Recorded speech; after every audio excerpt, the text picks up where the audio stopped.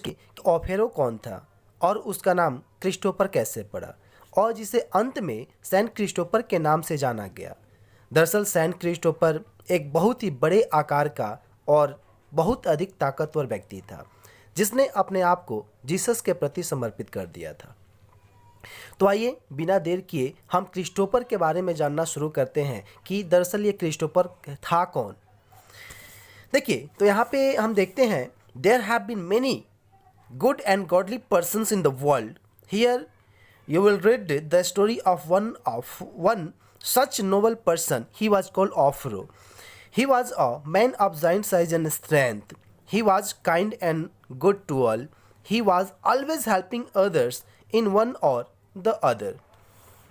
यानी कि इस संसार में अनेक अच्छे और धर्मपरायण लोग हुए हैं।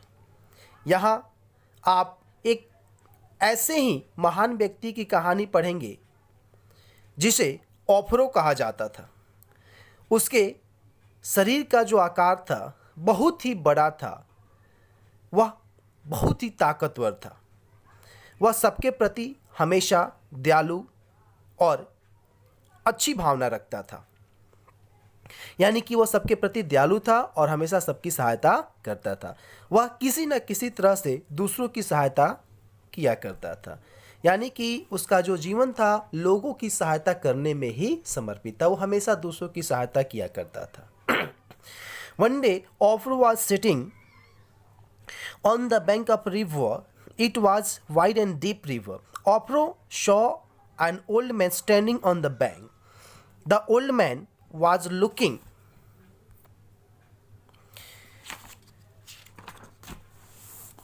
over the river. He looked very sad. Ophir went up to him and said, "Can I help you, sir?" अब देखिए, एक दिन क्या होता है कि एक दिन ओफरो एक नदी के किनारे बैठा हुआ था। यह नदी बहुत ही चौड़ी और गहरी थी। होता क्या है कि एक दिन ओफरो जब नदी के किनारे बैठा हुआ था तो देखता क्या है कि एक बूढ़ा व्यक्ति नदी के किनारे खड़ा होकर नदी की तरफ देख रहा है। बूढ़ा व्यक्ति नदी को ध्यान से देख रहा था। वह बहुत उदास दिख रहा था और उसके चेहरे पे उदासी को देख करके ओफरो उस बूढ़े व्यक्ति के पास जाता है, यह जानने के लिए कि वो व्यक्ति इतना उदास क्यों है। ओफरो उनके पास गया और कहा, महाशय क्या मैं आपकी सहायता कर सकता हूँ? महाशय क्या मैं आपकी सहायता कर सकता हूँ? फिर देखिए उसके बाद से वो बूढ़ा व्यक्ति क्या कहता है। वो बूढ़ा व्यक्ति कहता है कि the man looked at Ophiro and said, "I want to go cross the river, but the water is very deep. The current is very strong and I don't know how to swim." तो बूढ़ा व्यक्ति कहता है वो बूढ़ा व्यक्ति ये कहता है, सबसे पहले वो ओफरो की तरफ देखता है और देखने के बाद वो कहता है कि मैं इस नदी को पार करना चाहता हूँ, लेकिन प्रॉब्लम ये है, समस्या ये है कि नदी बहुत गहरी है और इस नदी की जो धारा है वो भी बहुत तेज है और मुझे तैरना नहीं आता है। फिर क्या होता है, फिर देखिए ओफरो क्या कहता है उस बूढ़े व्यक्ति से। वो कहता है, oh is that all, said Offero very kindly, I shall take you across the river. तब वो ओफरो उस व्यक्ति से कहता है, बस इतनी सी बात है ना, मैं आपको नदी पार कराऊंगा, यानी कि मैं आपको नदी के उस पार लेके चलूंगा। I am tall and strong and the water is not too deep for me, I can walk through it easily, come and sit on my shoulders. तब ओफरो कहता है कि मैं आपको नदी पार कराऊंगा, है ना, क्योंकि मैं बहुत ही लंबा हूँ और ताकतवर भी हूँ और ये नदी का जो पानी है इतना गहरा नहीं है कि वो मुझे डुबा सके, है ना, यानी कि मेरे लिए बहुत गहरा नदी नहीं है। और कहता है कि मैं इस नदी को आसानी से पार कर सकता हूँ। एक काम कीजिए, आप आइए और मेरे कंधे पे बैठ जाइए। दरअसल ये जो ओफेरो था इसकी लंबाई जो थी लगभग ये जो इसकी लंबाई थी 6 फीट से भी लगभग 7 फीट से भी अधिक थी।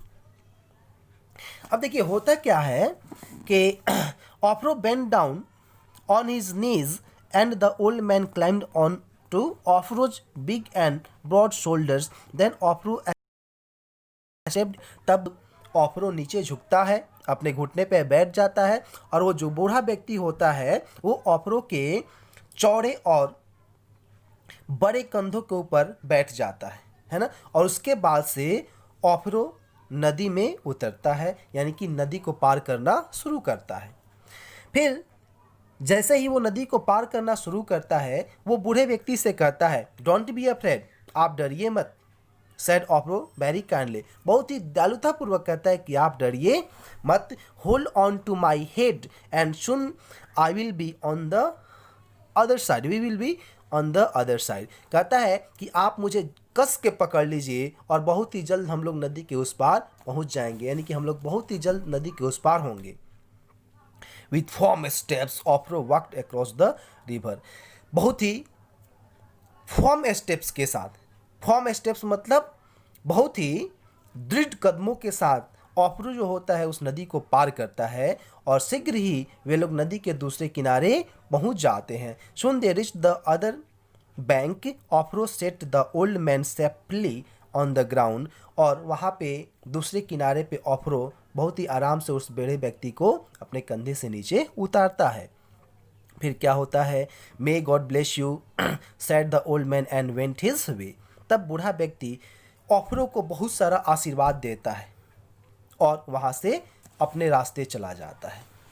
फिर क्या होता है, now Offero turn and waded back to the other bank, है ना। ऑफरो वहाँ से मुड़ता है और दूसरे किनारे पे चला आता है। He looked at the river and said to himself, I shall build a hut here on the river bank and live in it.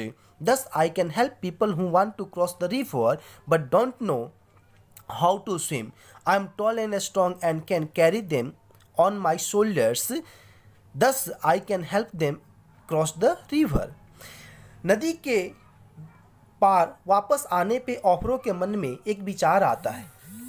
वो सोचता है कि वो नदी से, यानी कि जब नदी के किनारे वो लौट करके वापस आता है ना, तो वो नदी की तरफ देखता है और अपने आप से कहता है कि मैं यहाँ पे एक झोपड़ी बनाऊँगा, मैं यहीं पे नदी के किनारे एक अपने लिए झोपड़ी बनाऊँगा और यहीं पे रहूँगा। और इस प्रकार से जब मैं यहाँ पे रहूँगा तो मैं उन लोगों की सहायता कर सकता हूँ जो लोग तैरना नहीं जानते हैं और इस नदी को पार करना चाहते हैं, क्योंकि मैं बहुत ही स्ट्रांग हूँ और बहुत ही लंबा हूँ, है ना। मैं उनको अपने कंधे पे बिठा करके नदी को पार करा सकता हूँ और इस प्रकार से मैं उनको नदी पार करने में उनकी सहायता कर सकता हूँ। फिर देखिए क्या होता है, the hut was soon ready and Offero started living in it. Every day he carried men, women and children across the river. शीघ्र ही झोपड़ी तैयार कर दिया जाता है और ऑफरो उसमें रहना शुरू कर देता है और प्रतिदिन वह अपने कंधे पे कई सारे पुरुषों को, औरतों को और बच्चों को बिठा करके नदी पार कराता है। यानी कि ऑफरो एक ऐसा व्यक्ति था जिसने अपने जीवन को प्रभु क्राइस्ट के चरणों में, जीसस के चरणों में समर्पित कर दिया था और उसका एक ही लक्ष्य था कि वो दूसरों की सहायता करे, दूसरों की सेवा करे। फिर क्या होता है, देखिए, one night there was a terrible storm, rough winds began to blow and the sky grew dark. एक दिन होता क्या है, रात का समय होता है और रात में बहुत ही भयंकर तूफान आता है, बहुत ही तीव्र हवाएं चलती हैं, है ना, और आकाश बिल्कुल अंधेरा हो जाता है। The clouds thundered and the lightning flashed, है ना, बादल गरजते हैं और बिजली चमकती है। Suddenly Offero heard a voice, Offero please take me across the river. तभी अचानक से ऑफरो को एक आवाज़ सुनाई देती है, ऑफरो कृपया करके मुझे नदी को पार कराओ, मैं नदी के उस पार जाना चाहता हूँ, तुम मुझे नदी को पार कराओ। Offero looked out of his hut, he saw a little boy shivering in the cold. Offero अपनी कुटिया से बाहर झांकता है और वो देखता है कि एक छोटा सा बच्चा है और वो ठंड से काँप रहा है।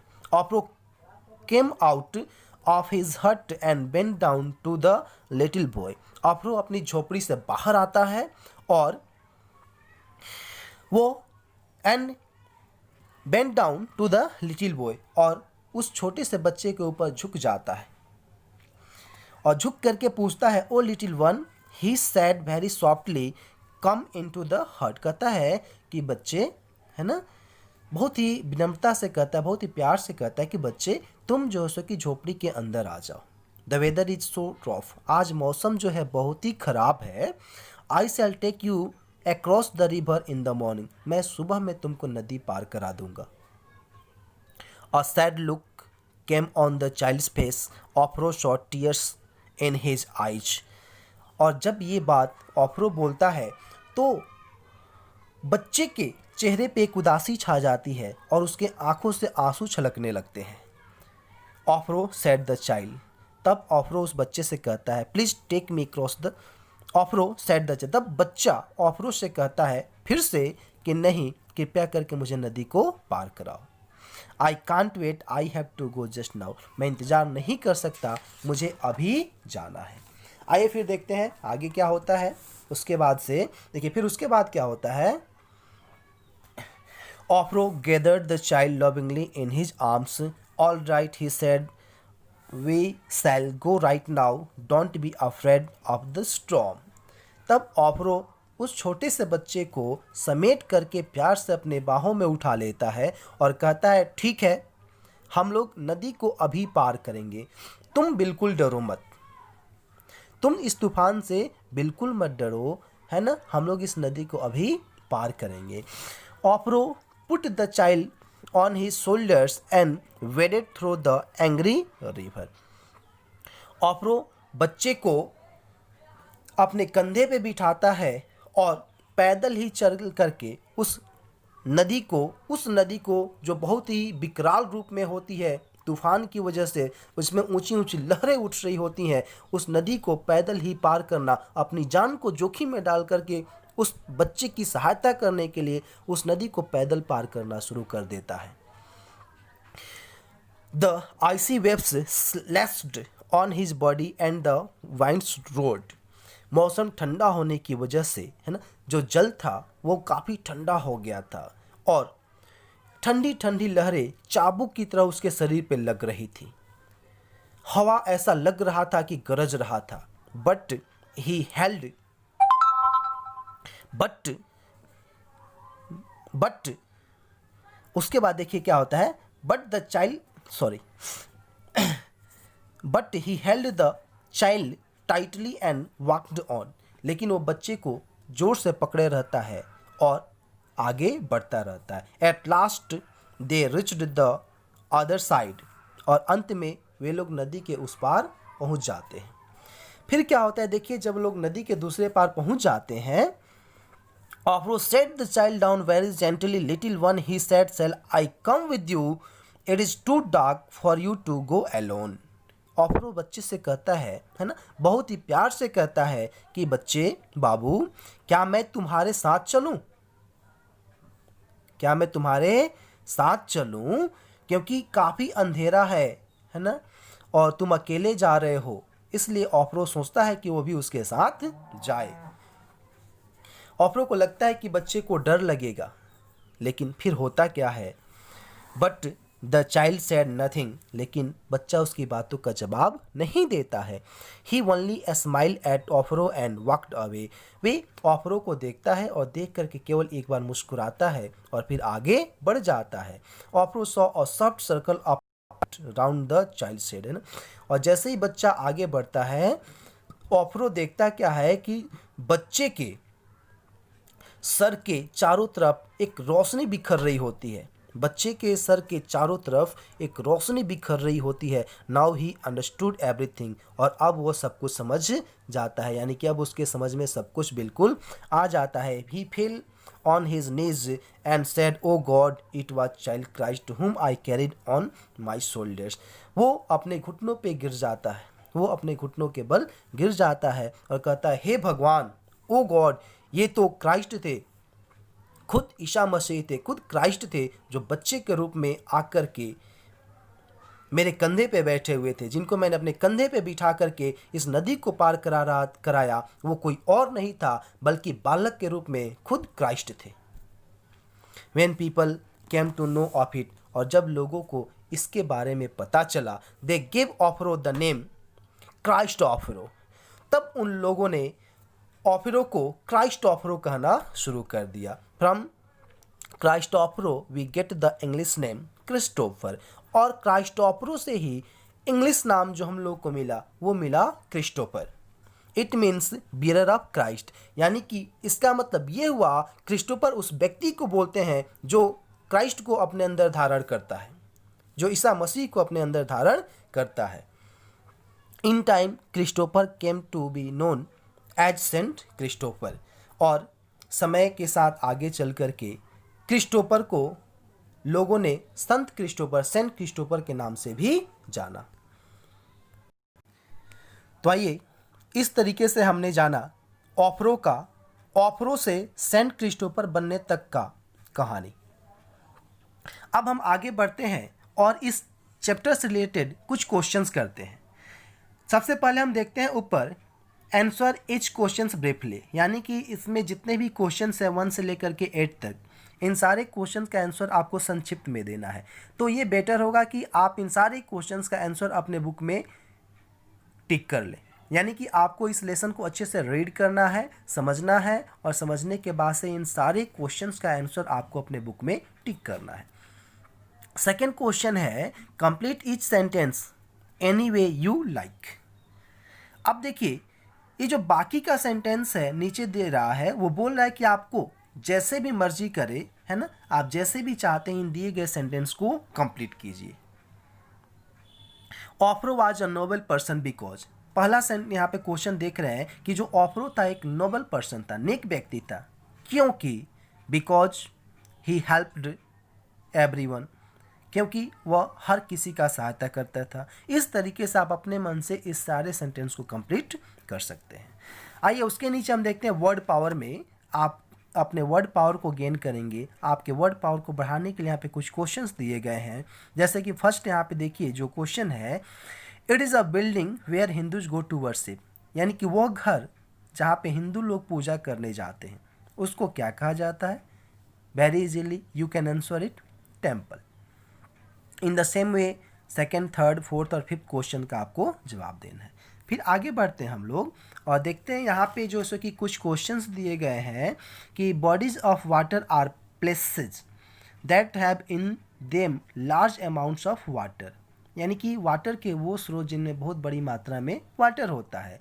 Below are given the names of some water bodies but the letters are all jumbled, है ना। यहाँ पे कुछ वाटर बॉडीज का नाम दिया गया है लेकिन लेटर जम्बल्ड है, वो व्यवस्थित तरीके से नहीं है।